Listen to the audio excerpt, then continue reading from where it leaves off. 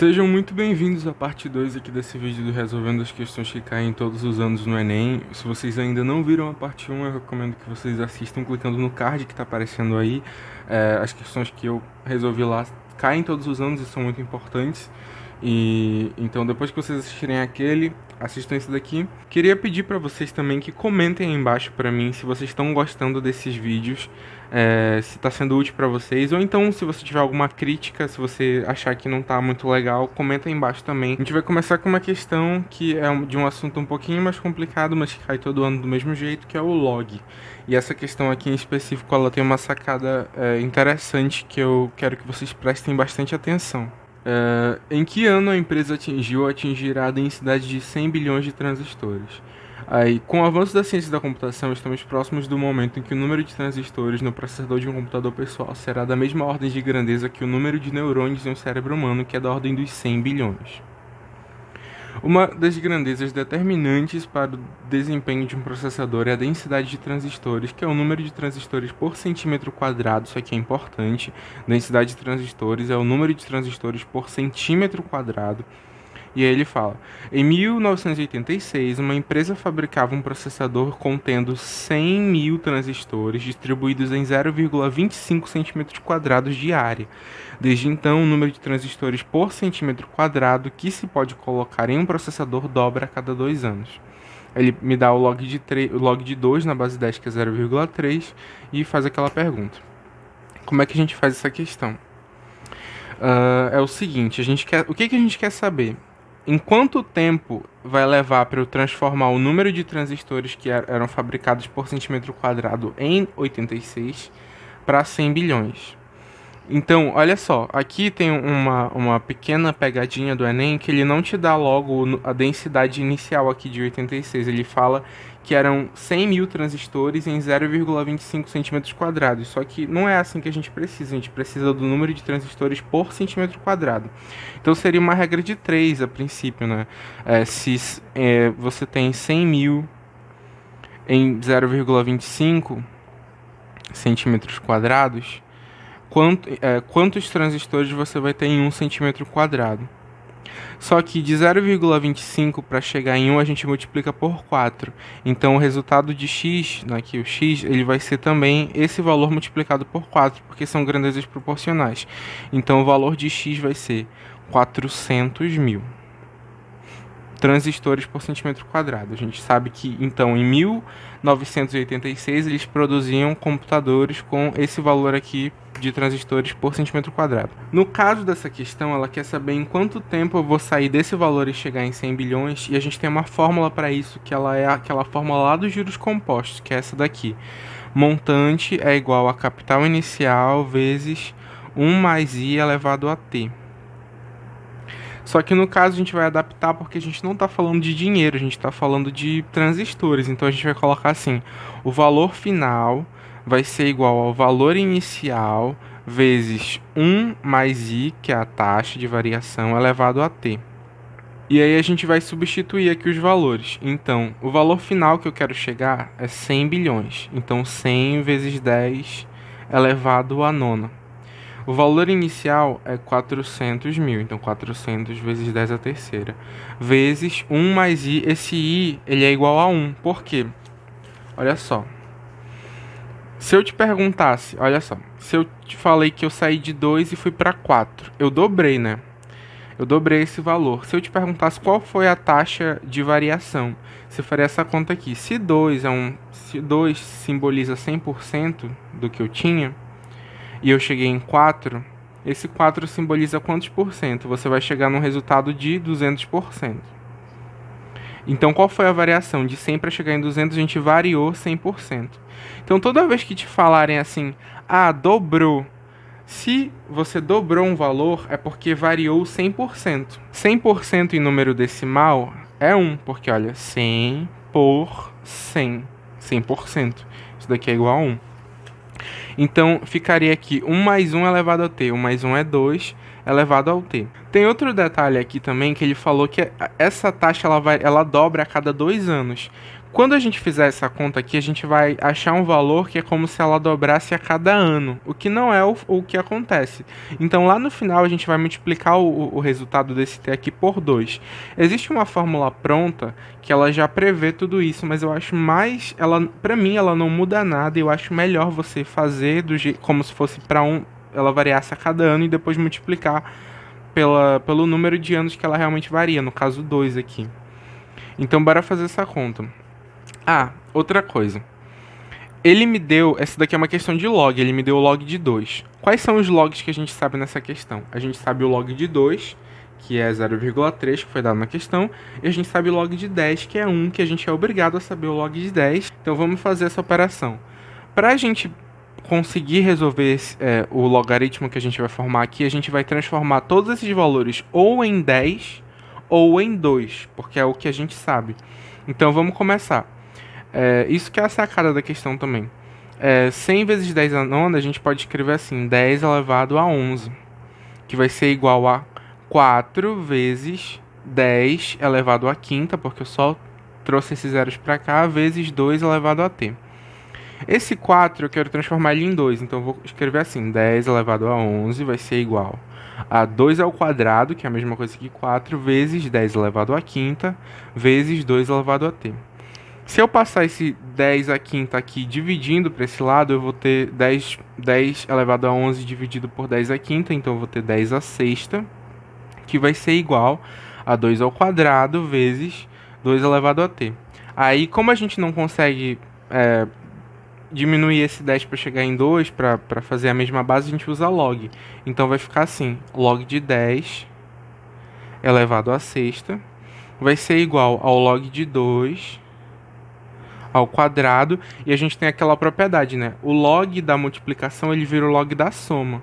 Então, na verdade, o log de uma multiplicação vira uma soma. Então, o log de 2 ao quadrado, como aqui estava multiplicando, eu vou somar. Isso é propriedade de logaritmo, tá, gente? Se vocês quiserem dar uma revisada depois, eu recomendo. O log de 2 elevado ao quadrado mais log de 2 elevado a t.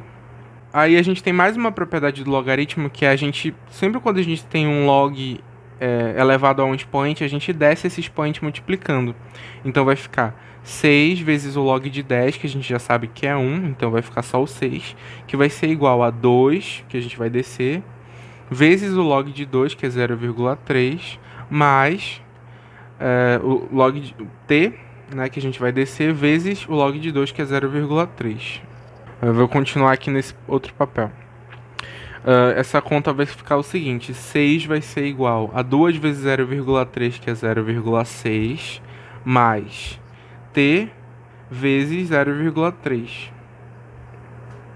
Eu posso passar esse 0,6, que ele está aqui numa soma, eu passo numa subtração. Então vai ficar 6 menos 0,6 é igual a t vezes 0,3. Aí eu faço aqui, isso daqui vai dar 5,4 é igual a t vezes 0,3. T vai ser igual a 5,4 dividido por 0,3. Isso daqui é a mesma coisa que 54 dividido por 3, que é igual a 17. Só que lembra que eu falei pra vocês que a gente calculou como se dobrasse a cada ano, só que na verdade dobra a cada 2 anos. Então se o t é igual a 17... Opa, eu tô errando aqui. Desculpa a minha burrice. 54 dividido por 3 na verdade dá 18. Olha só. Não pode acontecer essa confusão lá no Enem, viu? 18 vezes 2 é igual a 36. Então a gente tem que... O tempo para sair de 400 mil para chegar em 100 bilhões são 36 anos. E aí ele me falou que essa empresa começou a produzir em 86, então a gente pega 1986 mais 36 anos e a gente vai chegar em 2022. Então, eu tava fazendo, não tava pegando na câmera, mas enfim. Então a resposta é a letra C. Espero que não tenha ficado nenhuma dúvida. Se ficou, pergunta aí nos comentários. Outro modelo de questão que cai todos os anos são questões envolvendo a geometria plana, geometria espacial, que inclusive eu já fiz uma revisão aqui no canal de Geometria Plana Espacial. Você pode assistir depois clicando no card que vai aparecer, ou então você procura aí no canal. Mas enfim, a gente vai fazer essa questão aqui também do ano passado, que é só de onde eu tô pegando as questões, porque a gente resolve a prova do ano passado e aprende questões que vão cair todos os anos, porque essas questões, se vocês procurarem nas outras provas, vocês vão achar também. Ele fala o seguinte: a figura mostra uma peça circular que contém um chafariz em seu centro e em seu entorno um passeio. Os círculos que definem a praça e o chafariz são concêntricos, ou seja, eles têm o mesmo centro. E aí ele dá aqui, né, o chafariz é esse círculo menor e a área de passeio é esse círculo maior menos o círculo menor. E aí ele fala: o passeio terá seu piso revestido com ladrilhos, sem condições de calcular os raios, pois o chafariz está cheio. O engenheiro fez a seguinte medição: esticou uma trena tangente ao chafariz, medindo a distância entre dois pontos A e B, conforme a figura. Com isso, obteve a medida do segmento de reta AB igual a 16 metros. E aí ele colocou aqui, né, 16 metros essa medida aqui. Então a gente pode ter aqui, olha, a área do passeio vai ser a área do círculo maior, que vai ser chamado de Rzão, e menos a área do círculo menor, que vai ser chamado de Rzinho. Então essa área do passeio, ela vai ser a área do círculo maior, que vai ser π vezes o Rzão ao quadrado, que é o raio do círculo maior, menos π vezes o Rzinho, que é o raio do círculo menor, ao quadrado. E aí fazendo essa, a gente tem que o π dos dois lados, então a gente pode colocar ele em evidência e vai ficar a área de passeio vai ser igual a π vezes o Rzão ao quadrado menos o Rzinho ao quadrado. Daí, qual foi a sacada dessa questão? A gente tem um centro aqui, eles são concêntricos, então eles têm o mesmo centro, e a gente tem essa medida aqui, ó. Essa medida aqui do centro até a metade dessa linha é o raio do círculo menor, e aí a gente tem que essa medida aqui até a ponta dessa linha é o raio do círculo maior. E aí a gente tem que essa linha inteira vale 16, então a metade dessa linha vale 8 metros. Então a gente tem aqui um triângulo retângulo, a gente tem o raio maior como a hipotenusa e o raio menor como um dos catetos e o 8 como um outro cateto.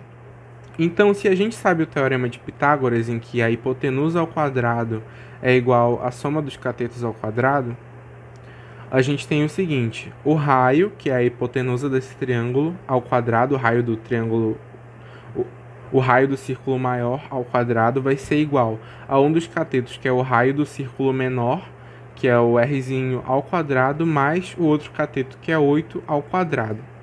Então a gente vai ter o seguinte: se eu passar isso daqui subtraindo, a gente vai ter que Rzão ao quadrado menos Rzinho ao quadrado é igual a 8 ao quadrado, que é 64. E olha só, aqui eu tenho exatamente isso. A área vai ser igual a π vezes Rzão ao quadrado menos Rzinho ao quadrado. Eu tenho esse valor. Olha aqui, ó. Então basta substituir. Então a área, na verdade, vai ser π vezes 64. Então eu vou chegar no valor da área, que vai ser igual a 64π metros quadrados. Resposta letra D. Essa daqui é a última questão que a gente vai resolver nesse vídeo. E ela é de um assunto que também cai todos os anos, que é juros compostos. Na verdade, pode cair tanto juros simples ou juros compostos, mas tem caído mais juro composto.